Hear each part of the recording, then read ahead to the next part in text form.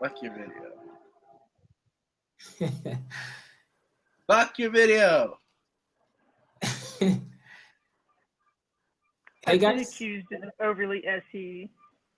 overly SE, being huh? overly SE. Hey guys, it's host Yeah. Kaizo today, and this video is going to be about how to make the ENTP productive. So, Host Kaizo! yo, what's up? Now, ENTPs lead with extroverted intuition, followed by TI as a tool function. And then on the third slot, they have the FE and finally the SI. So this enormous NE is obviously what causes them to burn out, and they have a lot of ideas and they can operate under a really small amount of time and be productive. This is similar to the INTP. Your fedora makes you more credible. They can procrastinate a lot, but they always seem to be able to get the job done on time, at least the smart ones. So the only problem is though, because of that much amount of NE usage, these guys obviously use up too much energy and they can no longer sustain the same amount of work throughout a spread out period of time.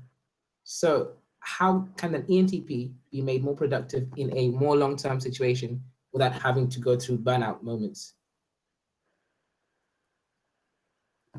That's the question. Start a business, pretend to be your own boss, and assign yourself Well, I think it's very important deadlines to have that you know you're several different likely things to do. you're gonna make some. For I agree example, with what Audra says. I think that's very much of a perfect example. Yeah. So what's your idea? Drink more espresso. well, Yes. oh, fuck it. I'm not in the mood for this. You sound incredibly expert on SE right now, Jacob. Not. You sound like you need this advice. Yeah, Kaizo, tell them how to be productive. Okay. So my idea is this. If an ENTP or INTP, to be also anyone that leads with a lot of NE and TI, either as a first slot or second slot, for them to be more productive, what they need to do is access into their SE mode. So basically, instead of leading with so much NE, have a bit more SE in the sense that if they think more linearly, instead of thinking in such a collective and transcontextual manner, which takes obviously too much energy, if they kind of follow what has already been established, the existing systems that has been shown and proven to work, which everybody else seems to undertake, they would spend a lot less energy trying to recreate and re-image the wheel. So what actually happens is the ENTP or INTP is that they create the wheel every single time they have some kind of venture. And there's no need to recreate the wheel every single time because the wheel exists. So if they could access into focusing on the SE instead, they can maybe see what's already out there, not have to recreate it all over again, and they can use a lot less energy. This will make them a lot more productive. It may not be their natural state, so it might cause them discomfort or unhappiness. Yeah, that's the downside. But I do think it will at least make them more productive in a long-term sense. Yeah, but Kaizo, how does an INTP access SE? Well, I know, because obviously, if you look at the the reverse function, it's not very Why are you easy, is giggling it? It's the uncomfortably? blind spot. Exactly. Part of what you were describing sounds like also some like SI in there, because you're talking about like established procedures and things. Yeah. That's not necessarily SE. It's more SI. SE is just better at like, it's still the extroverted perceiving function, so you're not recalling things, you're not using things that have been established elsewhere, you're just seeing, you're not going quite as deep when you're seeing things. You're like, obvious solution, I'll just go with that instead of pondering all the other possible solutions. Audra, you are so smart. Okay, but so in that sense then, obviously the so actually SI... entities can be pretty good at that, like in my experience. Like SE is easier to access, I think, for us or to rely upon than SI. Because it's still like the same sort of food our brain likes, right? It's extroverted perceiving, but it's not, it's a little different flavor of extroverted perceiving, but we know how to behave. We're used to operating on leading with an extroverted perception. So in that way, SE is actually For ENTPs, it's not that bad. For INTPs, apparently it's impossible. Oh, yeah. ENTPs lead. ENTPs lead. Interesting, but with ENTPs, SI is obviously the weakest function in the. Yeah, we suck at SI. Yeah, and I think, ENTPs lead with their. to be honest, from my experience, experience. yeah, and of course, from my experience, so I work with a couple INTPs and one more ENTP, and it appears that the INTP can kind of deal with the systematic way of working environment a little bit better than the ENTP. In that sense, they don't tend to burn out as much. However, they both have the same procrastination kind of issue. I think the main difference is that we're more quiet about it. Oh, okay, but you still feel like you're almost having the same kind of issues. Okay, so you have to establish a reason for not procrastinating, because procrastination is not necessarily not productive. But that's the thing. It's in a work environment, you have to appear as if you are so-called productive in a sense. You have to show like daily reports or depending on the work term. And I think that's the problem is. So that's two different things. That's two different things. So like managing to behave normally while making the sufficient appearance of behaving like you're expected to in order to not get into trouble versus actually converting yourself to a TE style, like slow and steady wins the race thing. Like that's tough. Yeah, in a sense, then I suppose I would be using the second definition whereby it's appearing to be productive in a sense, because at the end of the day, ENTPs and INTPs get things done if they have to, when they have to. Learn to write things down. Yeah. Into things. Audra, you are fucking amazing. Report like things. That works. And you go, look at this thing. See, I'm working. But you're really just like occasionally like writing a little bit of what your head is pondering, right? Audra, people need to tell you. I mean, I'm not sure about other types, but for example, for me, it takes me, I think it took me like 1 week to do my final year university project in 1 week. And to a lot of my friends, it took me a few months and they were doing it steadily.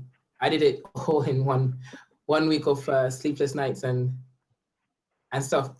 It works, but is it really? It burns you out, and that's the problem. You and your air it means that you're unable to appear as if you're doing other work after that burnout period when you're recuperating. Yeah, I think with an ENTP, if you want to get kind of theoretical about, if we want to talk about it cognitively, I think we do actually do a lot of work. Yeah. But because our main work function is introverted thinking, you don't see a lot of results while we're doing a lot of work. Like that's I technically procrastinate, but you realize that you've actually been working on it quite a bit in your head over a long period of time. Yeah. And then what is considered production is really just kind of the final like SETE kind of like, blah, let me spit out, let me actually like record all of this work that I've done, the results of all the work, right? Yeah. We tend to produce results. We don't tend to produce, we don't show the work to get to the results, right? We're not good at that. Interesting. We have an introverted working function. Yes, exactly. And that's a little bit interesting. So what kind of jobs would you say like would suit an ENTP in general? Like that won't, I think things where we have to do stuff on the fly is good. Yeah. Like me personally, I've been doing some teaching. That's okay. Audra, like, can you teach on the fly? Yeah. Well, that's basically what I do. I don't usually have a plan. I don't have a distinct plan, but you turn on the FE and the NE and you just kind of like roll with it. Yeah. But writing, if you're inclined to writing and you're capable of sitting down that long, that one's cool. Okay. It's great for like, you must know a lot about a bunch of about everything. Yeah. And then like make stuff up about it. Try to pin it all together and you're like, ooh, let me make connections. Interesting, yeah. Because I know, for example, in my case, one of the reasons why I got the scholarship for my program is because of the stupid amount of NE and TI. Like during the interview, I pretty much answered all the questions before they asked it. So having that ability to be so fluent and speak in the terms that they are looking for, in a sense, actually can help you get a lot of interviews for jobs and positions. I suppose the only issue is appearing as if you're being productive. Yeah. Yeah, in my personal experience, I've got a lot of jobs where they don't know the answer. Like those are always the best, where they don't know exactly what they want. And you go, they're like, we have problems, can you fix them? And you go, yes. Like, they're like, but don't you want to know what our problems are? And you're like, no, I don't want to know what your problems are, but I can figure it out. Like, and then they leave you alone and you go figure things out and fix their stuff.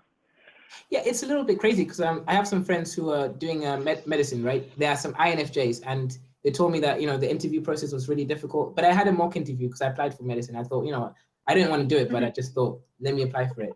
But but I went to the interview process and I really found it straightforward. That's the thing. I think some of these programs are designed for the ENTP in the sense of, so instead of just getting through the door, if that makes sense. The issue of the ENTP is getting the grades to actually get the interview to begin with. That's probably the hardest part, I have to say. And being consistent enough to work through and have a goal. Because I feel like a lot of ENTPs, you get into a situation because it was easy. When I say easy, I mean it just worked out. It's not like you you had this amazing dream since you were 5 years old and you slowly built upon it. It's more like we don't do the INTJ like steady. We're gonna win the race. We're like, poof. Well, that kind of happened, and that sounded like fun. And check out where I'm at now. Exactly. It's like you have 5 different dreams, and then whichever one goes for you, whichever one has a lot. It's like taking the path of the least resistance. That's what lands you in whatever position that you get in. That's literally what I do. I like cycle through. I have like several things that I do seriously, and I cycle through them. And like whichever one's like hot right now, like that's what I'm on. Like, oh, that one's moving. You're like, I'm gonna jump on that train for a little while. Yeah. Start stalling out. Ooh, that one started moving. I'm gonna be on that one, and then they keep all moving forward. But yeah, back and forth between all of them. Interesting. Yeah, because so at the moment at work, I've been pretty productive in a sense that I've got at least 2 papers published, and that's decent. Sweet. But the problem is, I haven't been seen working as much as I should be.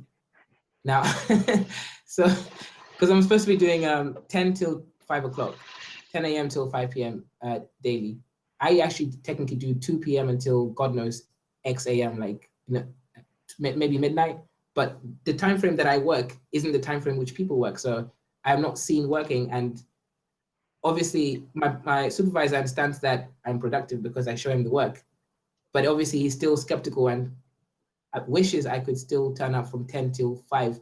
But for some reason, my body clock, everything in me makes me more productive at night. So how do I calm down and then just do it during normal hours? There's no really good answer to that. I drink a lot of caffeine. I'm still not that good. Yeah. But and then I sit around for a few hours, and then I work really hard for about 2 hours. And then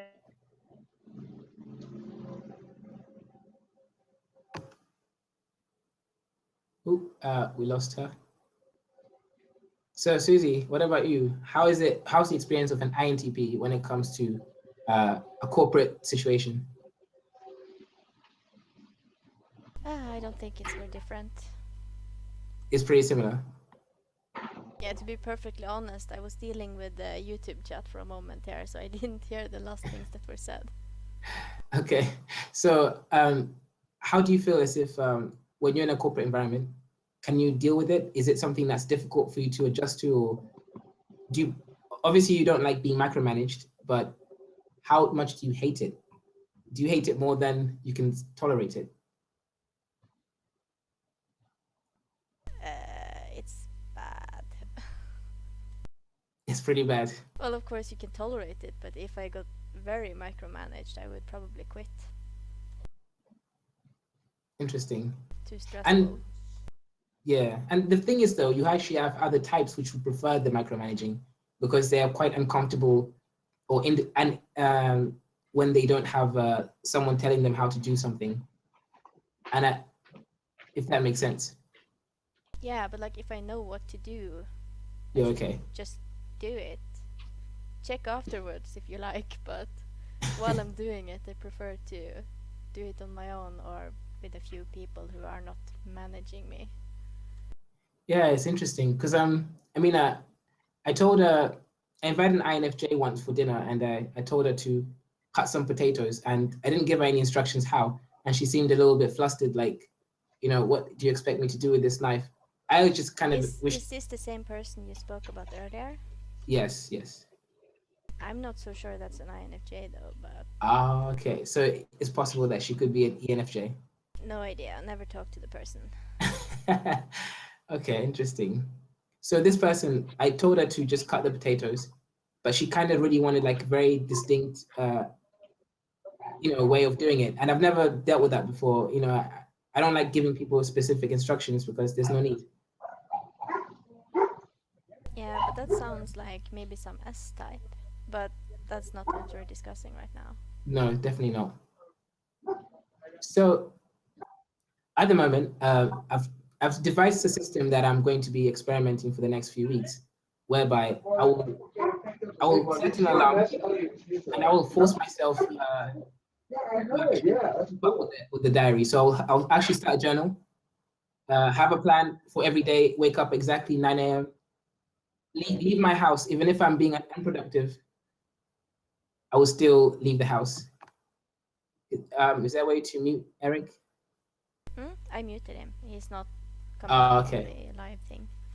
So yeah, so devise a plan where you write a journal, you follow through at least a month and see if you're actually still as productive. It might be a bit draining. So it's a strange thing though, because I feel as if you force yourself to act in a different way that's unnatural to you, it will make you unhappy, but it will make other people around you feel like you're doing well. Because I feel like, I don't feel like it, this is the actual case. In corporate situations, people, I don't know, they have this weird need to see you doing something. Yeah, it doesn't matter if you're actually doing something. It doesn't just look busy. Exactly, right? They honestly don't care that much about your results. You'd think, it's more important that I've done the work, but they kind of care if you follow the process. I think at the moment I'm lucky with my supervisor. I don't know what type he is, but because he's obsessed with writing and publishing papers, scientific papers, he doesn't actually micromanage me. Like, to be honest, he's let me come up with my own ideas, run my experiments, do everything myself, which is the perfect situation for someone like me. But at the same time, obviously, I won't work with this guy forever. So how could I deal if I had someone who could who's micromanaging me? Talk to them about it, and if it doesn't change and you don't like it, go somewhere else. You can't change your boss. That's true. But should we try to change ourselves in order to fit the world, or should we make the world realize that we have unique properties that are necessary for any business to succeed? And should we exploit our natural strengths instead of trying to fix all our weaknesses, our perceived weaknesses, I suppose? Well, of course, you have to change to some extent, but yes, it doesn't change what stresses you out, though. So if you have to be a way that doesn't work for you, then the job doesn't work for you. That's true. That's true. Yeah, that's definitely true. Because I mean, I remember when I was studying, like I said before, it's when I was using my NE and TI a lot, I felt good. Cat stepping all over I felt like I was intelligent. I felt like I was doing something useful. But the moment I started memorizing things and trying to use a bit more SI in it, I actually felt uncomfortable with myself. So I was able to get better marks in terms of grade because I was just regurgitating information that I had already acquired, but I didn't feel like it didn't feel natural. It felt really unnatural, and it felt like I was a fake version of myself. I didn't feel authentic. Well, it's all a choice, really. Unless you don't have a choice, then you just have to suck it up. But you are who you are, you do what you can. And if you can't, you do something else. Interesting. Or you get forced to doing something else. But I suppose alternatively, then the best situation is to be self-employed, and it's like you said earlier, writing or music or poetry, something that you can do at your own time, and I suppose you're graded by if you're productive or not, rather than being perceived as being productive. Well, it's only natural that you're more motivated when you are fully in charge of it, and it's up to you if you actually make money or not. That's true. So if you mismanage your own business, that's your problem, and you don't get any money. So. Because I mean, I felt also oftentimes I've looked at the ideas I've come up with, some of the plans, and I felt like if I actually executed half of the plans I came up with and I followed through them, I would be a genius and I would be so much richer, successful, and influential than I am right now. It's weird. It's like if I could just tap into using TE or some form of element that actually followed through plans and executed them, I would be a lot more successful than I am. Have you ever felt like that? Of course. Knowing what to do and actually doing it is two very different things. Exactly. But I do feel, though, as an ENTP, mixed with the whole stupid amount of NE and TI, I've also realized that the prospecting function has also led me to a few problems. For example, there's one time I needed to buy some chemicals for my work. And because I was thinking too much about the possibilities of each chemical, I mean, here's the thing, I needed to buy 98% of ethylene glycol, simple as that. But for me, I was thinking, okay, so this one is 98.5%. What if it somehow affected the results a little bit because of that extra 0.5% of water? And I was going through this with every single chemical I was about to buy. In the end, I didn't buy any chemicals for like at least 2 months, which delayed my experiment in many ways.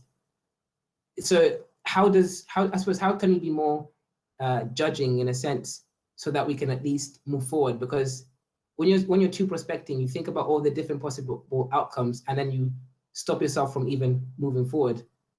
When sometimes it's actually better to just choose something. Yeah, but when you're buying something, it's for a specific task, isn't it?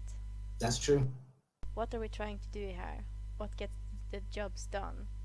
And which is cheapest, maybe, depending on the place. Yeah. So try reducing it to that, I guess.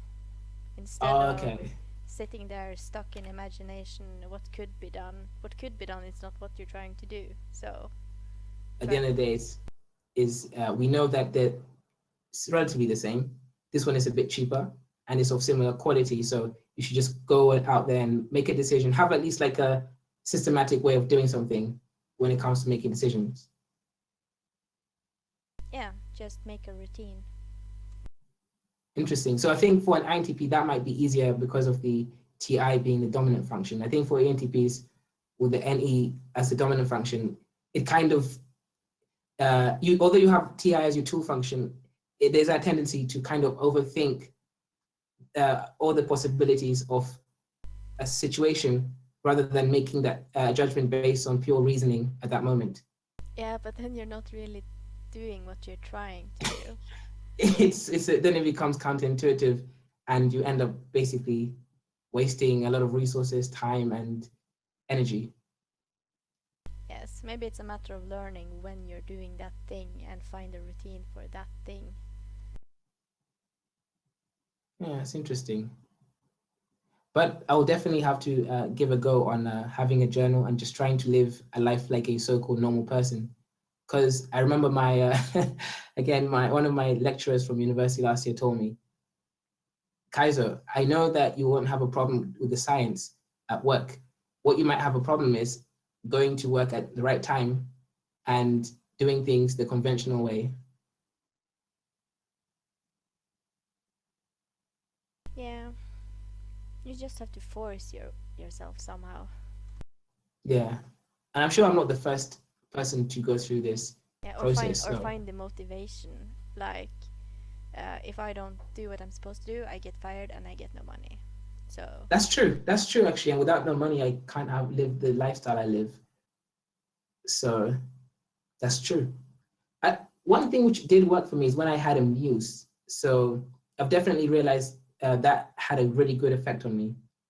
Having something was a muse, yeah. So having something or someone you believe in, you have this weird connection with it, or him or her, or whatever it is, that kind of makes you excited to live life for or with them in a way that kind of makes you do what is unnatural to you, but you still feel okay doing it because you are. So that's basically a person who is good at motivating you when you're having difficulties doing it yourself. Yes, pretty much, yeah. like, hey, I need some strategies here. Help me out. Yeah. But I suppose it needs to be someone or something eternal, something that will stay with you for a prolonged period of time. It can't be something that will just leave you after when you need it the most, or that person the most. Otherwise, that will be it might leave you in a worse situation, because if you form a reliance on that muse. Yeah, but that's the thing. At the end of the day, you just need to find thoughts to tell yourself, so you motivate yourself, kinda. Interesting. What about hypnotism? Basically, hypnotizing yourself to just live and do like a normal person. Is that? Do you think that's possible? No, I don't believe in that. But they have like weight loss hypnosis, quit smoking hypnosis. Do they work? No. How many people do you know who stopped smoking through hypnosis? None. If it was that great, everyone would be doing it, right? You've done it. Did it work? But shrooms made me stop smoking. Okay. Shrooms made you stop smoking. How did that work? Did they replace the need for nicotine with the need for shrooms instead? Interesting. Just once. Okay, that's interesting. So you had one shroom experience and it stopped you from smoking. But I suppose everyone has different biochemistry. If that worked for you, it may not work for everyone else. Otherwise, it might become a more administered method of smoking prevention by the medical society. Okay, if it's scientific, that's interesting. I'll have to look up more on it. So I would say right now is for INTPs or ENTPs, the best method I can think of right now is just get it done. No matter, it might be difficult, it might be hard and annoying, and you might feel, but I feel as if doing things a certain way just because it's done, it's actually very annoying in the sense that, how do you cope with that? Just doing things for the sake because everyone else does it, but you know it's pointless. Well, very often people have been doing things the same way for years. And it depends on the receiver if they will understand your reasoning to why things should be done differently. And sometimes people take the input and do something. Not always, but sometimes. Sometimes. That's interesting. It's definitely interesting. For me, I will go through, I use myself as an example. I'm gonna document a 6-month trial in which month by month, I'm going to be eliminating some of my ENTP features. It's difficult, I can't change my type, but I can try to at least suppress some of these ENTP urges to basically, the ones which make me unproductive in life. So what does that mean? Being argumentative with your boss or something? Well, maybe not my boss, but my secondary boss, the guy who thinks he's my boss. So I'm gonna have to stop. I'm gonna have to stop doing all those things. From now on, I'm gonna follow through my plans. I'm gonna make very intricate plans, and I will actually follow through them. And I'll have some kind of world goal definition between what I want. So I'm not just gonna do things because it's fun. I'm going to do things with a purpose and try to achieve something. So in the next 6 months, I'm gonna document myself and see if I'm become more productive than I was for the last 6 months, based on this new way of thinking. Do you think you will be able to actually log all of it and keep up with it? Logging, I'll have to sacrifice at least half an hour a day just to log it. So will I be able to do it? I might not be perfect because I can't give myself more time than I have, but I think it will be reasonable enough logging. I'll go through all the feelings I went through, all the things I did, why I did it, and compare it to the previous self. Oh, maybe a good thing to do is write down specifically like the motivational thought that worked for you that day or something. Because that's something I think we maybe do sometimes. We find this thing we tell ourselves which makes us do something, and the next time we need it, we have forgotten it, maybe. That's actually so true. It's like, I think, so my mom's an ENTP as well. And the one thing she told me is whenever she remembers to do something or thinks of an amazing idea to do, she does it straight away. because she knows if she doesn't do it, then it will be put in the back of her mind and she will end up not doing it at all. Yeah, doing it later, and later Yeah. never happens. Exactly. So especially if you're always thinking of new things or ideas, etc., it's best to just implement the ones which will work as soon as possible, so you don't get flustered with new ideas and you never follow through anything. Because I've come up with a few books that I started writing, and guess what? A few How many- books you've started writing, not a book, but a few books. You see, that's the problem already. It wasn't even one book, it was a few books, and I haven't finished any of them. So Maybe do that before you undertake a new thing. I don't know. okay, so in the next 6 months, try to finish those books, right? Yeah, or at least one of them. Just finish something. Start finishing things. Yeah. I know, easier said than done, but if you're actually trying to do something with them, you should finish them. Yeah, I will. But do you think it's possible to change our age in terms of, I suppose, forcing our minds to be able to finish things, and that become like, so building, obviously, are you aware of the neurocognitive plasticity? So Yeah, I know what you mean. so do you think it's possible to rewire our brains to an extent, to the point where we no longer are so prospecting, but more judging and being able to carry out functions? You don't change that way, but when you grow up, I think you learn that you have to have more discipline. Yeah. Because you will be punished, and you will get punished until you learn. So the point is, So if you're an idiot, you have the choice. You have the choice. How much punishment do you want to take? interesting. So if you're willing to basically fade away and become nothing in the world of nothingness. No, you don't have to fade away. You just need to find ways to function as a normal person, kinda. Sometimes, at least while you're at work, so you get paid or something. Interesting.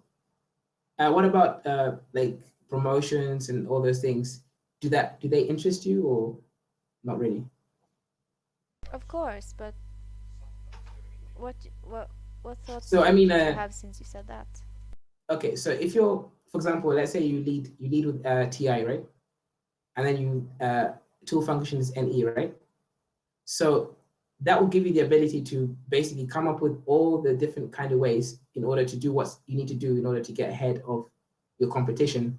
But is it something that you actively seek, or if you know what I mean? So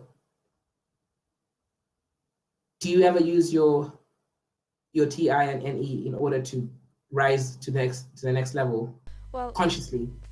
Finding reasons to get something done is kinda that. Yeah. Like, yeah, and finding ways to get it done, or to overcome whatever laziness is going on.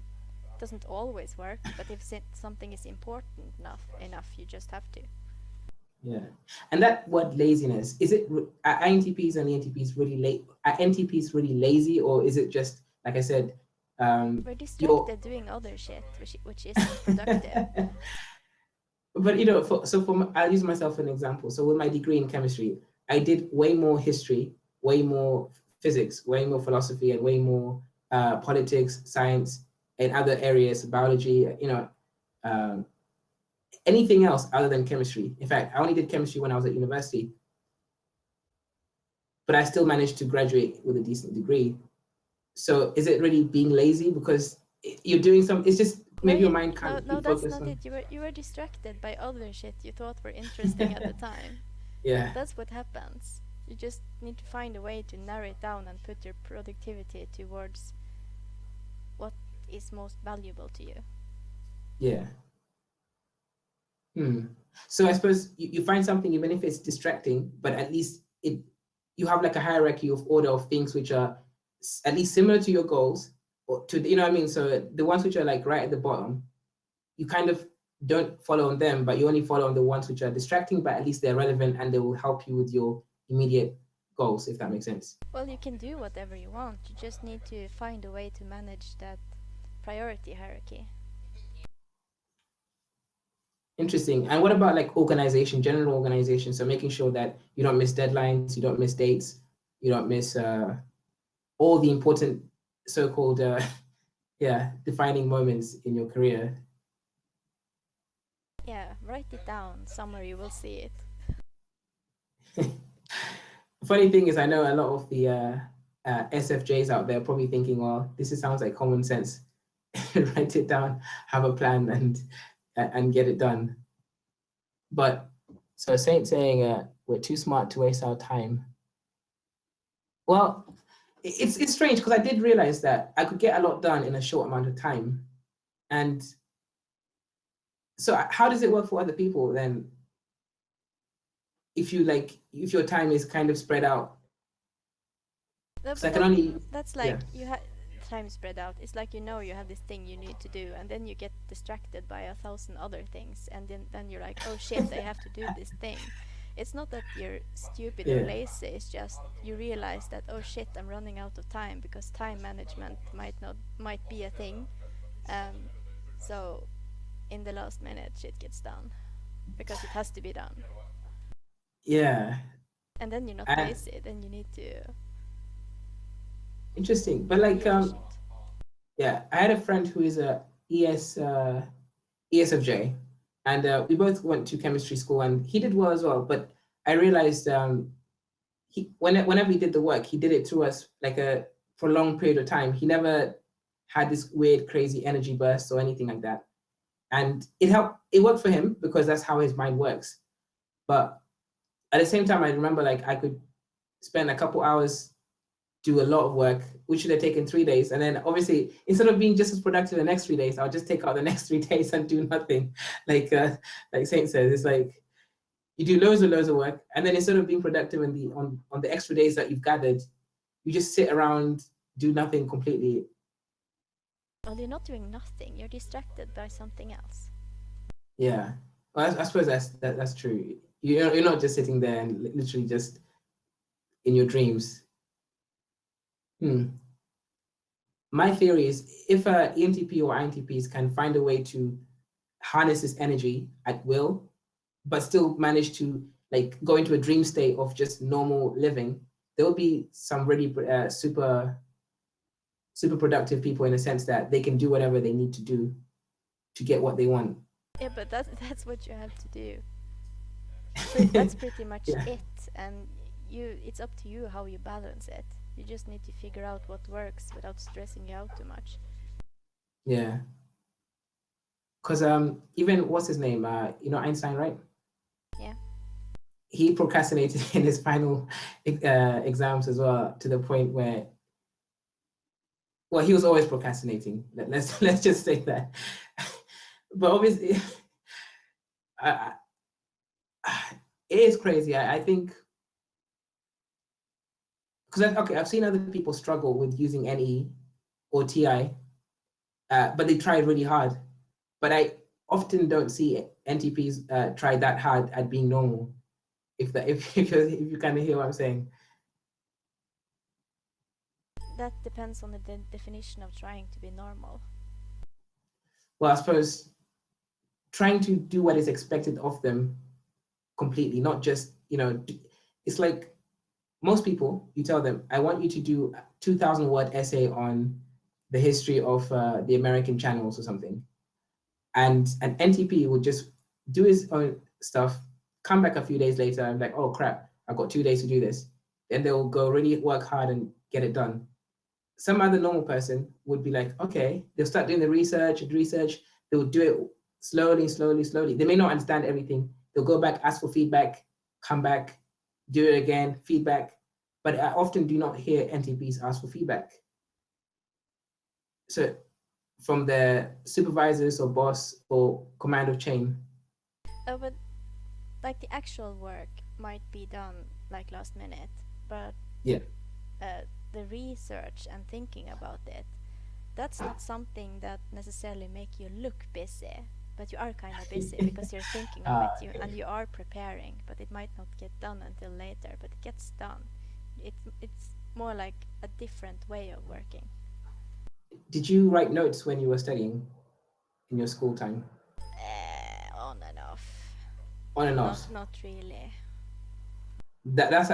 I'm stipulating that's an NTP kind of thing, because I remember I used to prefer listening to the lecturer speak, and so instead of me writing, which I felt was wasting my time. So if I heard them speak, I could really take in and understand things and play around with the ideas to build connections. Meanwhile, many students were, I suppose, sensing, they were writing down what they were hearing so that they can remember it and then they can think about it later.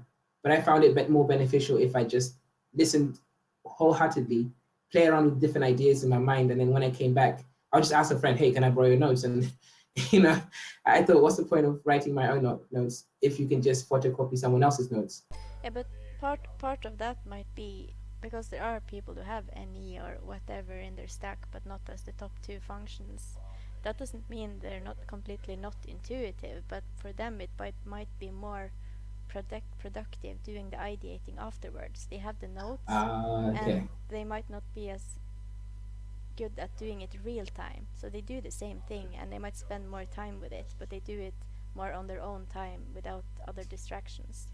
Of course, so it's the same as NTPs who they may not be able to react in real time when it's a different kind of function, like SI or whatever, but they will at some point if they realize the need for it. Yeah, work it out. From my understanding of ENTP, is like you have a quiet moment, nothing else is happening, and you realize you're about to starve to death. Oh, okay. I suppose that makes a lot of sense. That's interesting. Then I suppose the best way then really is, like you said, just get stuff done, man up or woman up, just realize that if you don't get things done, you won't have a job. And if you don't have a job, you won't have a lifestyle that you want. And if you don't have a lifestyle that you want, well, it's game over. Yeah, you're not being successful at whatever you're trying to do. No. And what about contingency plans? Do you think they're useful, or do you think they're distracting? It depends. If it's something really important, which would fuck you up if you don't have a plan, you should have one. But for most of the time, you can just wing it. Interesting. So I used to be a professional musician at some point in my life, and at one point I was playing for a church. At this point, like getting paid a couple pounds. Well, it was like £50 for a session or something, like an hour session, and I think that's around 55 euros maybe, or 60 euros, something like that. Anyways, I realized something. I don't know if this is true for all NTP types, but I could play guitar pretty well, and I could improvise in the guitar solos quite well, but I could never remember how to play them.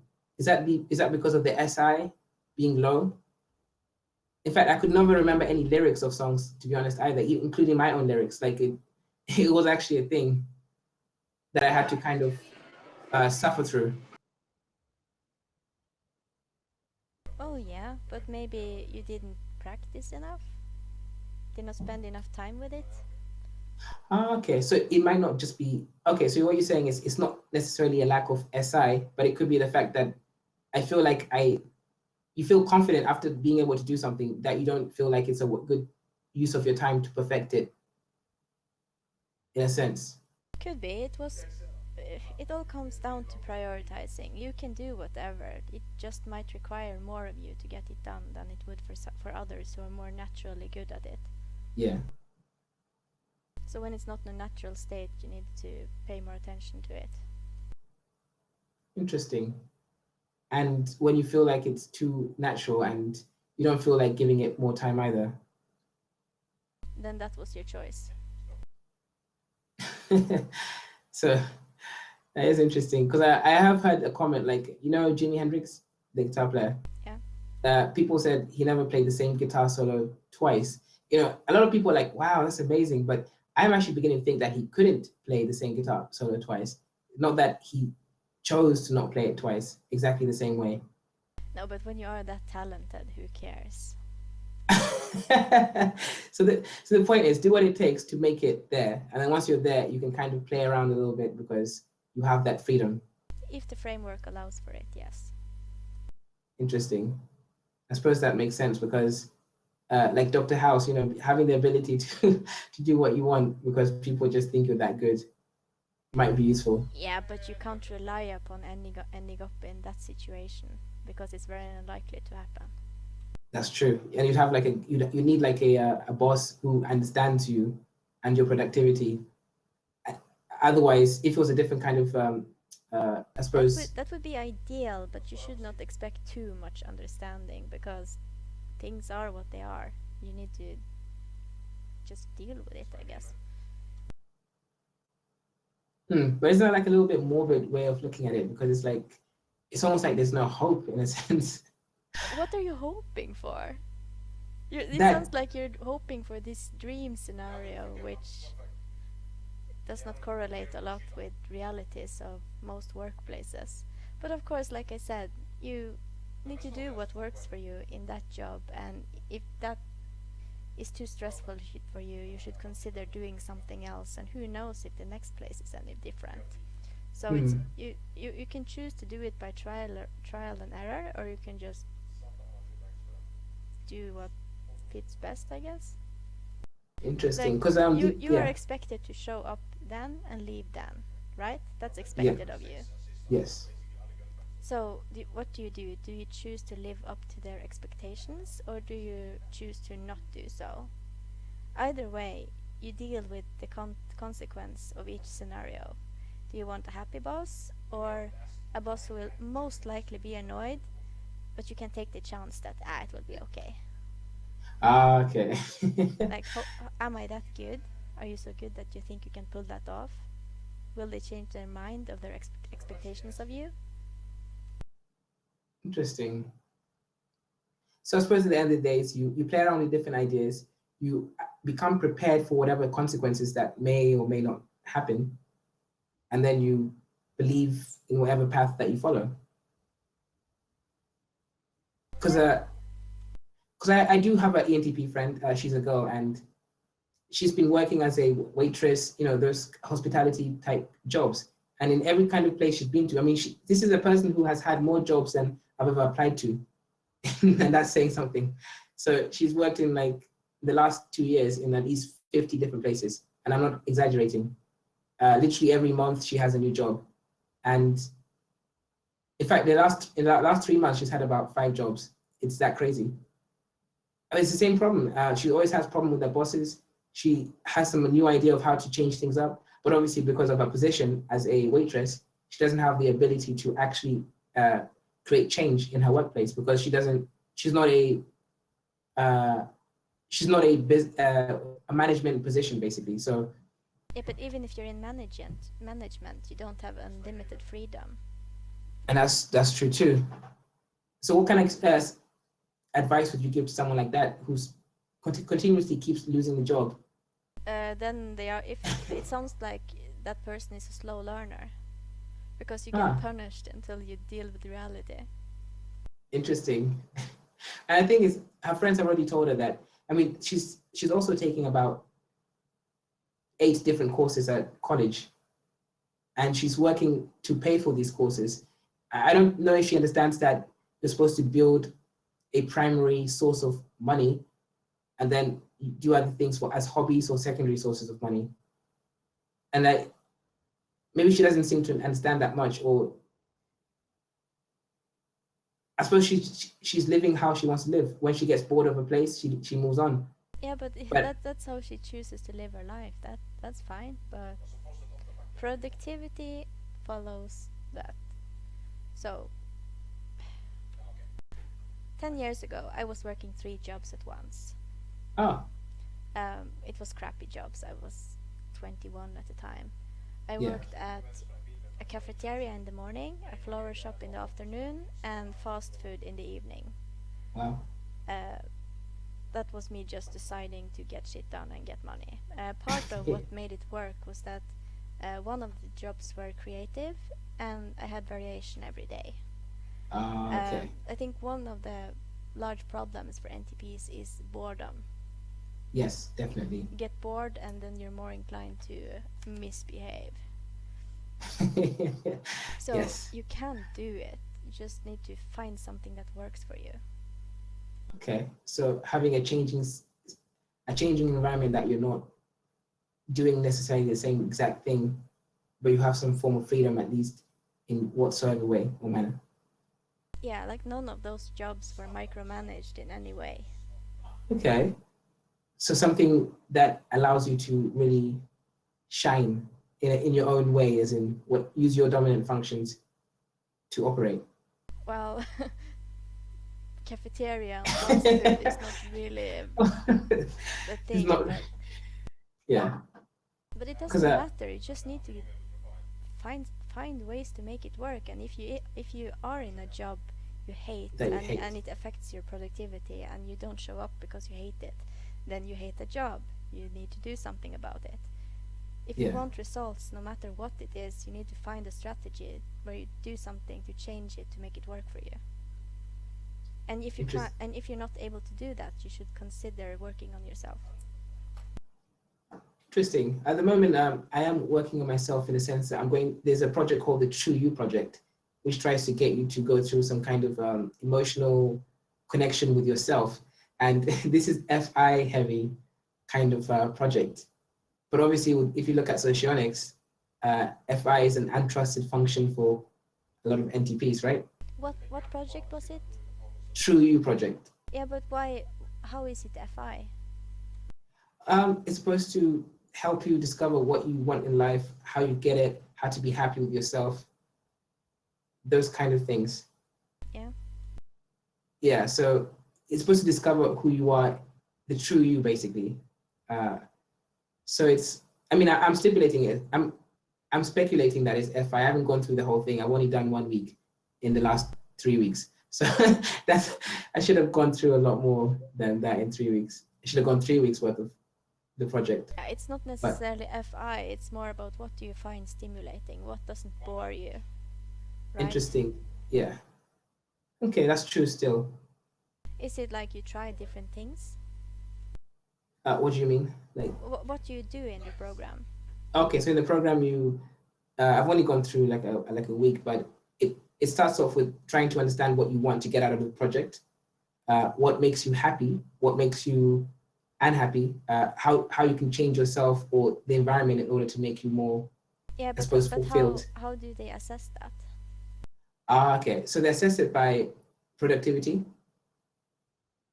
and also they assess it by, I suppose, your stress levels, in the sense that reported stress levels, in the sense that, before and after, this is how I am. So you write a collection of what you are in different levels of different functions. So your stress levels, your productivity, your happiness.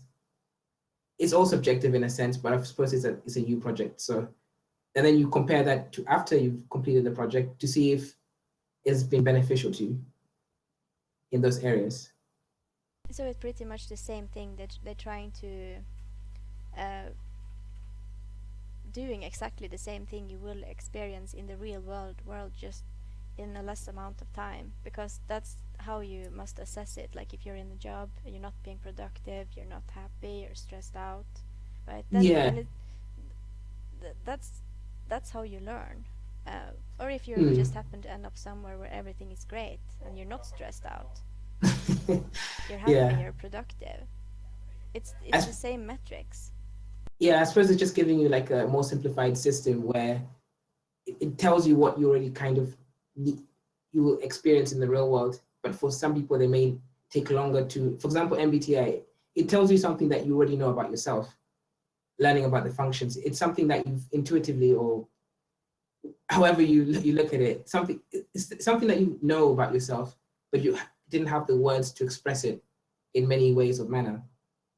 You know how you are in many sense, but you just didn't know how you work as a system. So it's almost just a thing that gives you a system to work upon to save you some time, I suppose. Yeah. Yeah, but what's even more interesting is other people, because before learning about other people on that level, it's very easy to have an assumption that others are more like you than they actually are. So it's also a tool for how to deal with real world situations and what's actually happening when people do what they do and why people do what they do. Yeah. Interesting. And like an explanation for you behave a certain way, why is your ESTJ boss unhappy with you? Oh yeah. That might be because that person has different metrics, right? They have different perceptions of how things are supposed to be, what pleases them, right? You are pleased by certain things. A different type might be pleased by different things. Interesting, yes. And depending on the job and its role, and so are there types that still value the process more than the result, even when the job description says, let's say, you're a coder, create codes, fix problems, fix bugs, and clean the system. And that's exactly what you've done. But let's say you have a boss that wants you to do it a certain way. Do you think they'll still uphold more of the process instead of the result?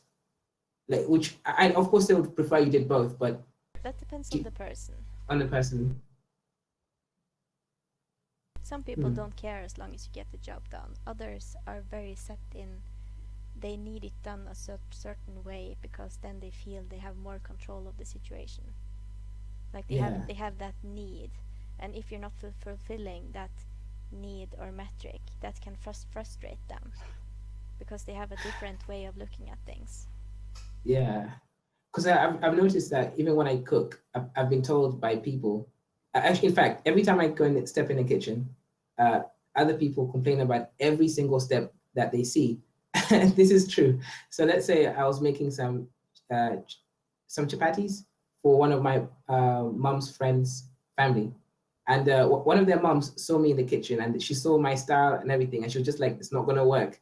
You know, she was just like, what are you doing there? You know, this is crazy. This is crazy. But in the end, the food looked great. The food tasted great, even greater.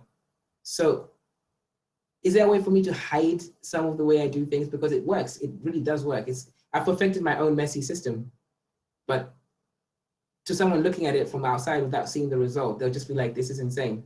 Well, what is he doing? The question is, do they want you to cook or do they not want you to cook? They wanted me to cook. Then they have to deal with it. That's a good one. Well, I suppose you could try being less messy. Try to be nice about it. Your choice. Yeah. I mean, I would clean up afterwards. It's just some people get stuck on the fact that there was a mess to begin with. You know what I mean? So the moment they see a mess, it triggers them. Yeah, but that's because they have another real-time metric. It irks them in the moment. Okay. And so how I obviously combated that is I simply kicked people out when I was in the kitchen so that they wouldn't get in my way, because I think they kill my flow. Because when you have someone stressing over something that is not really a factor, it obviously sets you off flow. And I realized if I could just, yeah. Because it's not a factor to you. But let's look at it logically though, right? So I am messy when I'm cooking, true. I use methods that look strange and weird, true. But after I finish cooking, I clean up and the food tastes great. So is it such a thing to focus on the way that it looks, the way I'm cutting things, or the way apparently, do you know what I mean, right? Well, as long as you clean up afterwards, it doesn't matter. But whoever doesn't like it just have to look in a different direction. Yeah. But yeah, I've definitely had that a few times. Or for example, let's say if I'm doing research, if this guy gonna see this video, or so there's two different ways that people usually do research. Some people go through systematic processes whereby you have a plan, you execute, you test your theory, you test different, then you change one element of that control, and then you test if that control has affected something, and then you know exactly what affected the good results, basically, because you keep changing everything systematically. However, I find that too boring and a waste of time. So what I do is I change every single metric, and then I get changing the metric. Okay, so I'll give you an example. So right now I work with polymers. So like a conducting polymer known as P.PSS. It's like it's a plastic that can conduct electricity, and I'm trying to make it more conductive so that I can get a better result for these solar cells I'm working on. But how most people want me to do it is this: they want me to add something to it that will make it better, more conductive, and then test that, then add something else after that, I've logged that, then test that. But I prefer to just add loads of crap to it and then test that. And then if it's good, I'll reverse engineer it by removing different functions at a time to see which one really affected it. You're doing the exact same, just reverse. But some people find it strange, like they don't understand the processing, because for them, they do it the really systematic way. And obviously they get annoyed with it. And I also find it a little bit strange that they do, because I call them blockers. These people are trying to block you and block your life because you're just starting in the other end. Exactly, right? So that's the thing. That's why I like NTs, because they can think in a similar way to me.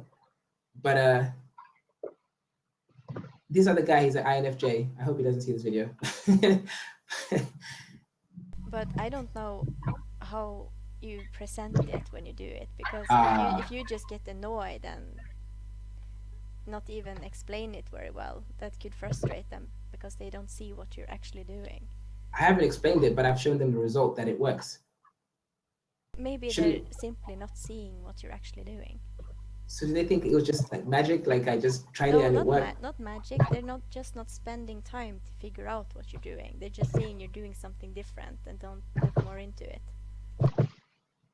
And instead of actually looking at it. The other thing is, there's always politics.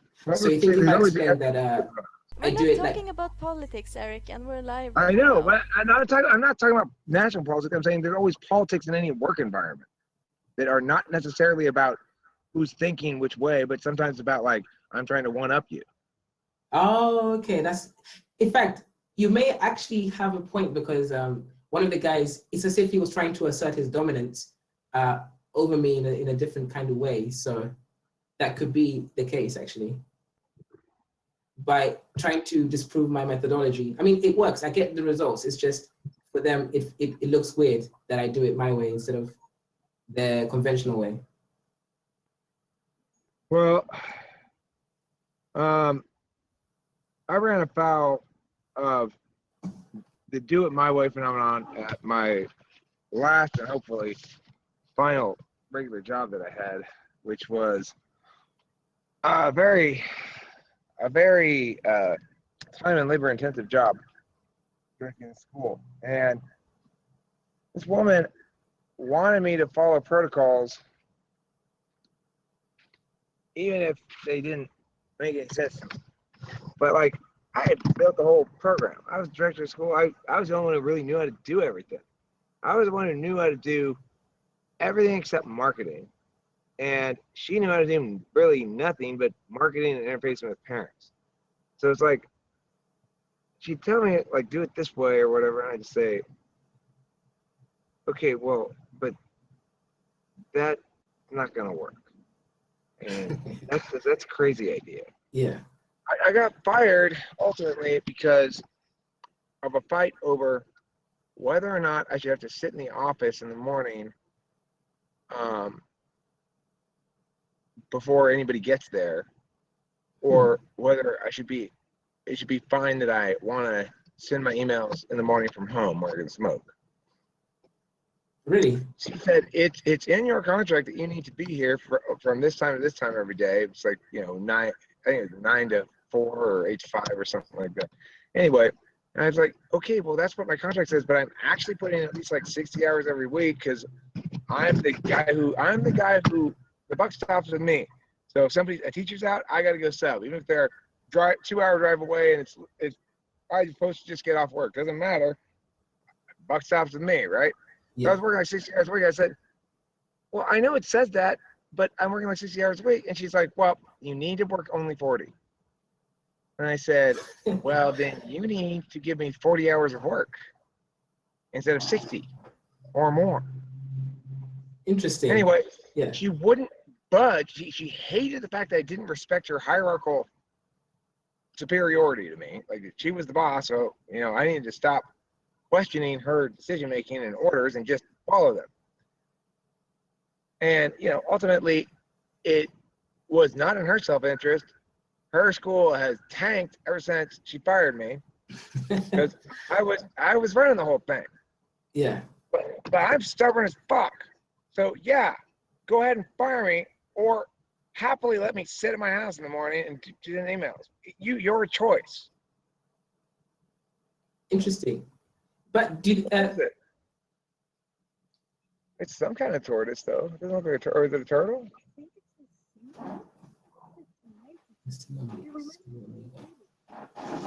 Interesting. What? It looks like a newborn baby. Who's the new guy? I New don't know. guy. Okay, well, There. put him in there and see if he Express climbs in the water. yourself. Yeah, there he is right there. That's interesting. So Let's get this party started. yeah, so that's interesting. But I suppose that's the thing. The whole point of this discussion though is that we don't want to get fired or lose our jobs. So that might send some, that might give us the negative affiliation. I mean, the simple reality is we're huge pains in the asses in terms of job for most jobs because we're alternately really good or pretty shitty depending on our mood. Yeah.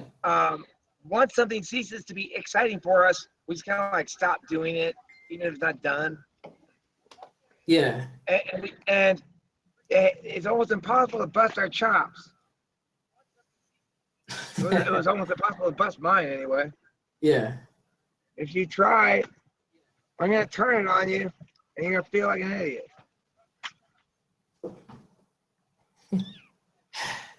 Interesting. So that's the unedited ENTP. That's the conclusion. You guys are pains in the asses, but sometimes you need to suck it up if you want something. Yeah. Thanks for watching Talking with Famous People. Don't forget to eat plenty of cheese.